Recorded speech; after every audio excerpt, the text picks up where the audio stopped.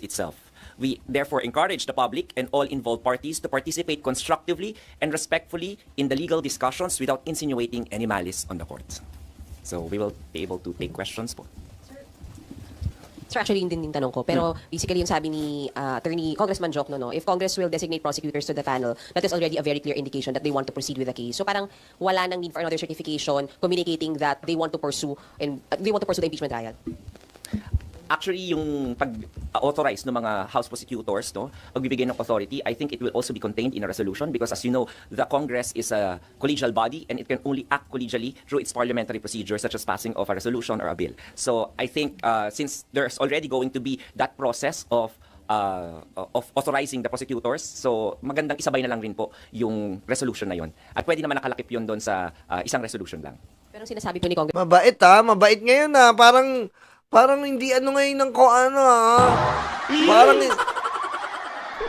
Parang hindi bago ko ah. Di ba? Nung nakaraan parang ano eh. Yung mga prosecutor kasi parang paangil eh. Ang Escudero camp eh. Ngayon medyo malamlam ha. Talaga ba? Congressman Jokno, the fact na mag-e-elect sila ng prosecutors, hindi raw ba enough na yon na communication na gusto nilang ituloy yung impeachment trial po? Oy, shoutout kay Clea, thank you! Shoutout sa sikat na vlogger na tumatawag ng ginagosing niyang kaibigan pag madaling araw kaya hindi niya sagot visit. Tawagan mo nga ako mamaya, may importante ako nga ano sa'yo, ilalapit. May ilalapit ako sa'yo, ha? Tawagan mo ako mamaya. Hindi na kailangan ng hiwalay na certification. Well, if that is the position po of the House prosecutors, Oy, mag-subscribe nga po kayo sa nanonood sa atin na 100,400.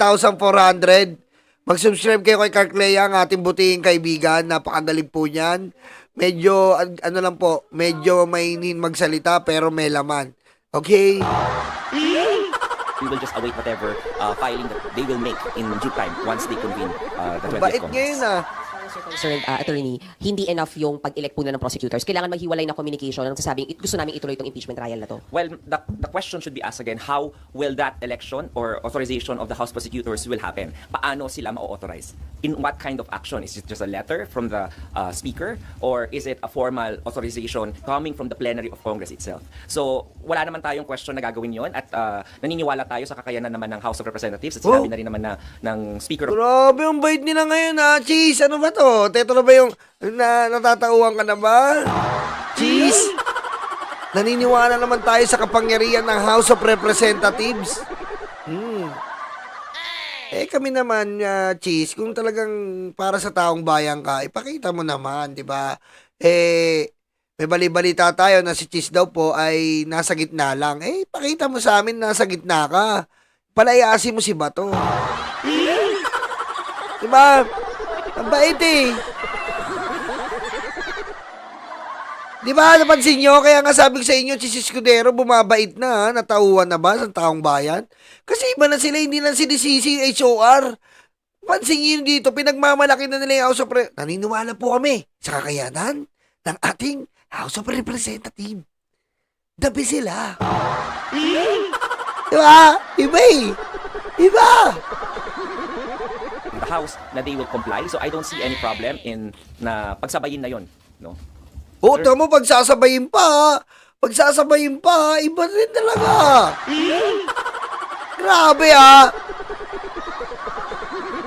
Napapansin nyo, nung dati na nagpa-press con si Cheese tsaka ito, hindi natin alam, baka may mag-question ng 19 to 20, kung tatawid, kung may ngayon na ginahon eh. Ginahon, men.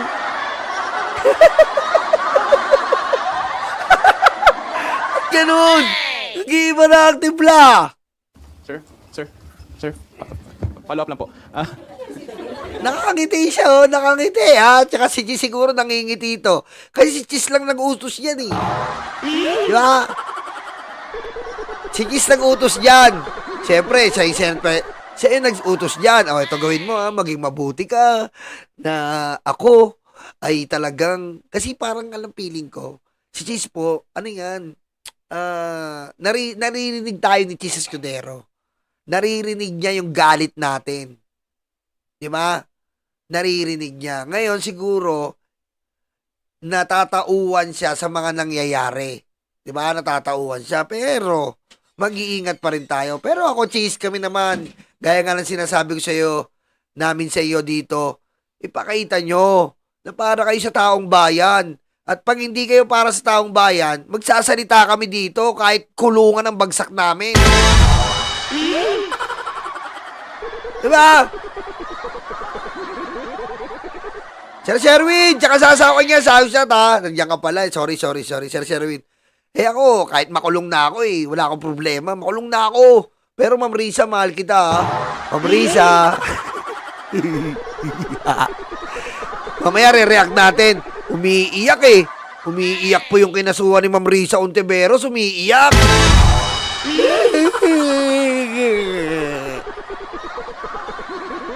Ako, ginagawa ko. Pwede na ako makulong dito. Pero, isa lang pag nagkulong, magpapakulong na ako. Hindi na yung may cyber libel case. Kulong nyo na ako. Sisigaw ako doon. Ganito po ang buhay sa Pilipinas. May nagsalita ka ng totoo, kinulong ka. Kung nagnakaw na lang ako, kulong din ako. Dapat po, nagnakaw na lang ako.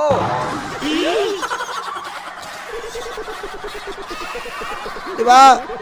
Kasi kung nanakaw ko na lang po, ang mga confidential funds, sana, mayaman yung pamilya ko. Tamo, hindi pa po nakukulong. Naunahan ko pa. Diba? Naunahan ko pa. Amazing. Nakukonsensya nyo na si Cheese. Sir, follow up lang sa prosecutors. Kailangan pa ba talaga ng plenary action? Kailangan pa approbahan ng House plenary yung mga prosecutors na papalit? Well, because nga collegial body ang Congress, how do they actually authorize somebody? Like for example, in a corporation, kapag corporation yan, para yung isang tao ay ma-authorize to represent the corporation, then the board of directors has to come up with a board resolution and the corporate secretary will have to come up with a secretary certificate. So in any collegial body, ganun po may memorialize yung authority to be given to any person. So as a collegial body, Congress as a collegial body is expected to also do the same. So ako po, basic lang naman po yun. Kung meron pong other way na gagawin po sila, then Ma'am Jeneline Bilasico, maraming salamat po. Sa atin naman po, open tayo dito, open yung utak natin. Ngayon, kung gitna lang ang ninanais sa atin ni Cheese Escudero, ipakita niya. Kasi alam mo, Cheese, kami taong bayan, na hindi na to panahon ng dekada 90. Panahon na to ng mabilis ang impormasyon, mabilis ang pakiramdam, at mabilis ang utak. Hindi na natin pwede sabihin to nung dating impeachment trial na ganito sa television. Ito, after live streaming, meron ng sariling opinion ng mga tao. At kung pinapalabas ni Cheese ngayon na talagang gitna po siya, susuportahan ka namin kung gitna ka naman eh. Basta maramdaman naman ng taong bayan na gitna ka, Cheese. Di ba? Yan eh.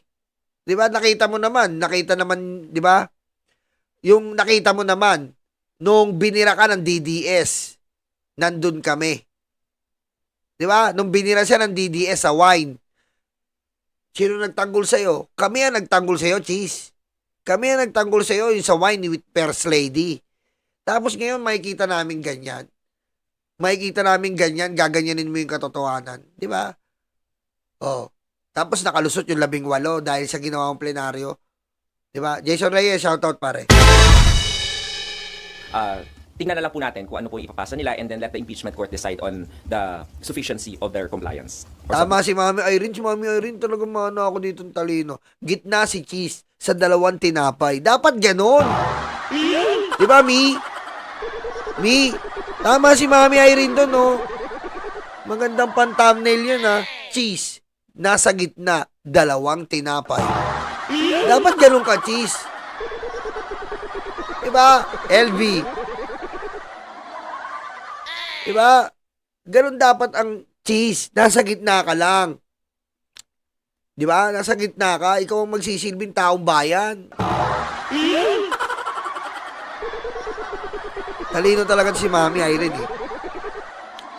Matalino talaga si Mami Irene. Hindi katulad ni Daddy Armin, mainitin ang ulo. Si Senator Risa Ontiveros po Para Eduardo!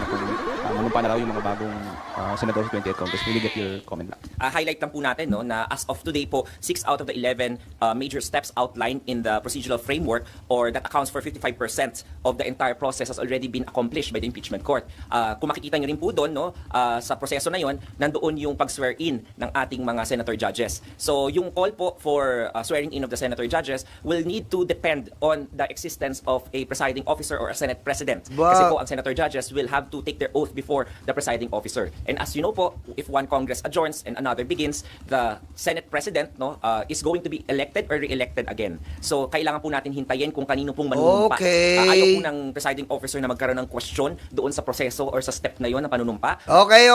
Sige. Mali kami doon. May punto sila doon. Napuntusan tayo doon, ha? Napuntusan tayo. Sa bagay, nag-end ang 19th Congress, so mag-end din po ang pagiging presiding officer ni Cheese. So wala po tayong presiding officer ngayon. Totoo, tama doon, ha? May punto. Kaya hindi pa maisagawa yung panunumpa. Okay, may puntos kayo doon, ha? Sa bagay, wala pang ang presiding officer ngayon. Miski si Cheese, hindi siya presiding officer dahil tapos ang kongresong ang ano ngayon. So, hindi ba yung continuous yun? Yung pagiging Senate President niya, ganun ba yun? Tama ba? Continuous ba yun? Ibig sabihin, walang Senate President ngayon. Ordinary senator sila. Ganun ba yun? Tama ba yung sinasabi ni Sir Tungol? Totoo ba yun? Na maaari pang ma-question at magkaroon ng legal impediments. Angelo Magtoto. So gusto ng presiding officer as a matter of prudence LV, and diligence, Ruby Bacauli. na gawin na lamang po yun kapag nag-elect na po ng Senate President na tumatayong presiding officer ng impeachment court ang 20th Congress. Sir, hindi ba considered continuing yung powers ni SPG? Oh, Considering, hindi naman po nag-expire yung term niya nito? And that's one school of thought, no? Tama yung school of thought na yan. And there is another school of thought na hindi rin continuing kasi nga may adjournment nga, no? And if you see the parliamentary processes doon sa rules ng Senate as legislative body, gano'n na nangyayari. Sa first day, nag-elect sila ng Senate President or kino-confirm nila yung election nung nakaupong Senate President. So because of that procedure in the Senate rules, then there might also be another school of thought who would say otherwise, contrary to your school of thought. So yun yung ayaw na nating mapagdebatehan pa pagdating ng convening on July 29 kasi gusto natin okay. Boss Nyolo, effective pa ba ang itim na kuyukot mo? Effective to, Ma'am Tess Aguilos. Thank you, ha. Kumbaga, ang sinasabi ni Sir Tungol, ayaw na nilang maging technicalities pa rin yung magkaroon ng panunumpa ngayon. Kasi nga, kung manunumpa sila, baka i-technical si Cheese naman na, hoy, hindi ka na Senate President, in-adjourn na. May nandahilan nila, ha? Okay. Kung ano na lang yung mga urgent matters na nakahain, katulad ng pag-join ng issues already na sinasabi ni Congresswoman De Lima, no? Na-joined na yung issues. So dahil joined na yung issues, then the impeachment court can already proceed and act accordingly based on the next steps in the process. Sir, so the earliest that the new senator judges can take oath ay July 29, sir, after maka-elect ng July 28, whether or not sa SPGs yun? Tama po, kasi alam na po naman natin na yung July 28 is just a ceremonial opening of Congress. Medyo busy yung mga senator judges doon at saka yung ating House din. So, only after that maaaring mangyari yon. Sa bagay, ang dapat mag-e-elect dyan, feeling ko, newly elected, kasi 28th Congress eh. Diba? 20th Congress, sa bagay, parang may punto rin sila doon.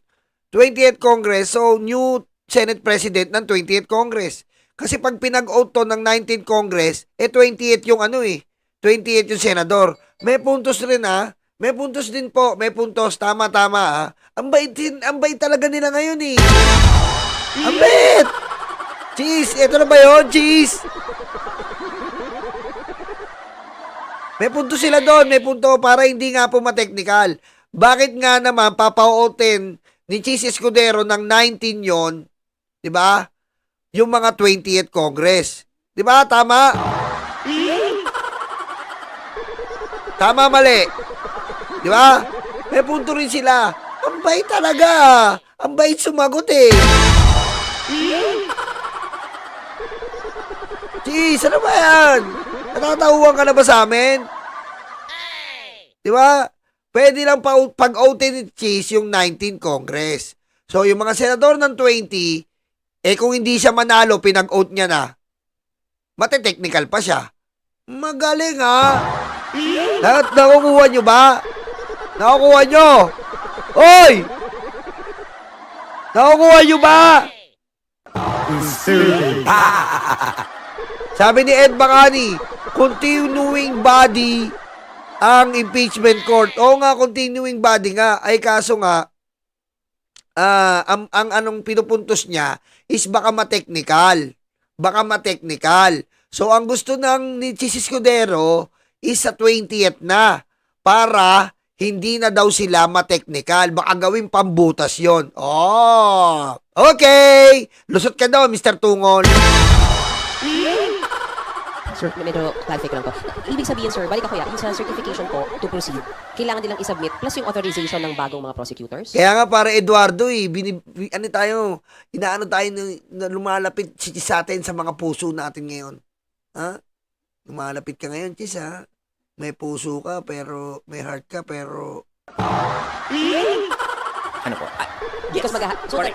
to compliance, walang compliance. Yung sa House Prosecutor, sabi ko nga, pwede na siguro nilang isabay yun dahil gagawin na rin naman nila isang proseso. So, as a matter of efficiency, then the House may elect whatever they want to do on how to comply with those two processes. Kasi nga, yung authority rin ng House Prosecutors ng 19 Congress has already ended when the... Ang bait, no? Dati sabi nila, ewan ko ba sa House, saan ka makakita na hindi sumusunod yung mga House? Ginaganon yan, di ba dati? Ngayon, ang bait, man. Live, the air is very fresh. Di ba? Depende sa House. Magaling ang House of Representatives. Di ba? The air is very fresh. Amazing. Congress adjourned. So there needs to be another authorization from the 20th Congress of the new set of House prosecutors.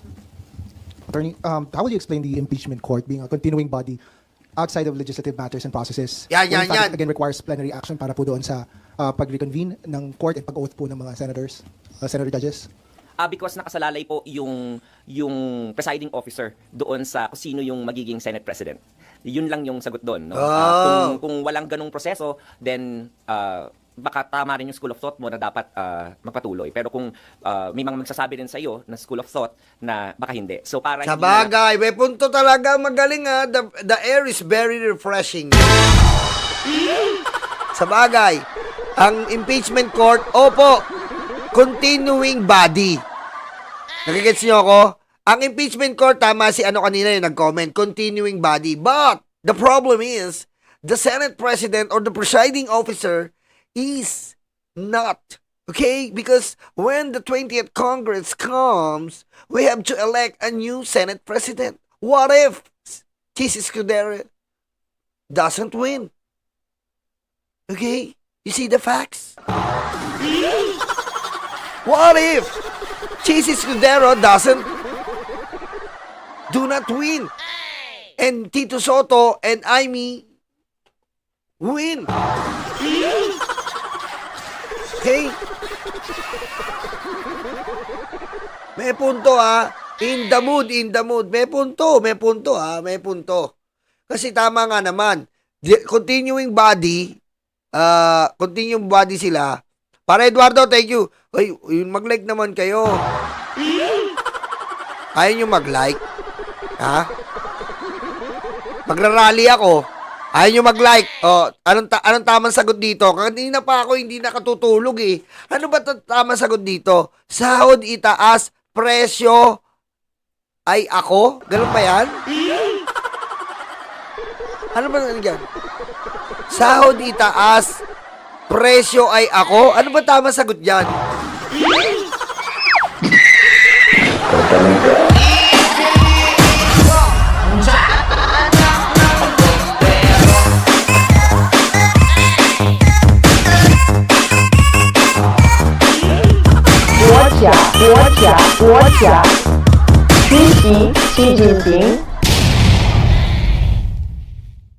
Sahod itaas, presyong mangga?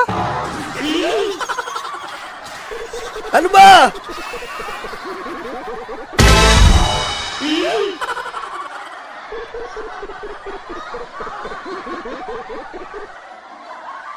Presyo ibaba. Uy! Salbahay kayo talaga. Salbahay nyo, no? Ginaganyan nyo si Manang.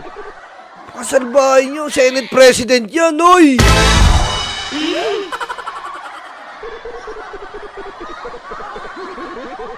Ginaganyan nyo yung Senate President.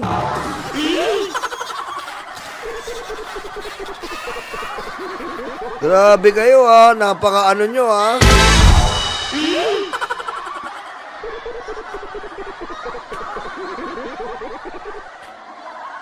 Para sa akin, presyo ay me. Oh.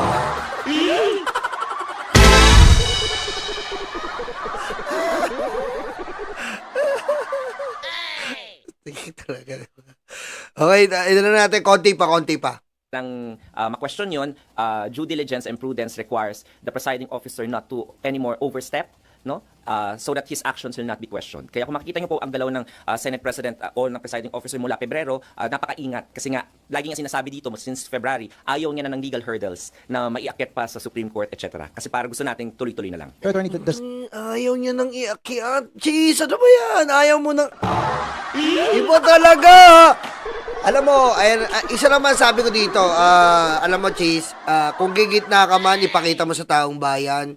Kami naman dito ay talagang, kasi meron ako naririnig na balita na eto na daw kumbaga, pinapakagat na etos, pakita mo.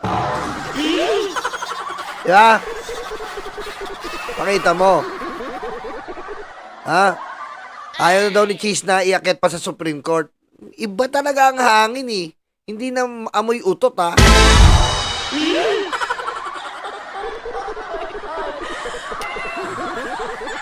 Kaya nga birthday ni First Lady Imelda Marcos ngayon Wala si Amy. Nasa baba, hindi mo na nakita. Sweet sense! Nandun si Amy. Nandun lang siya sa baba. Sa baba! Hindi mo nakita nasa baba. Hindi mo nakita, ikaw talaga.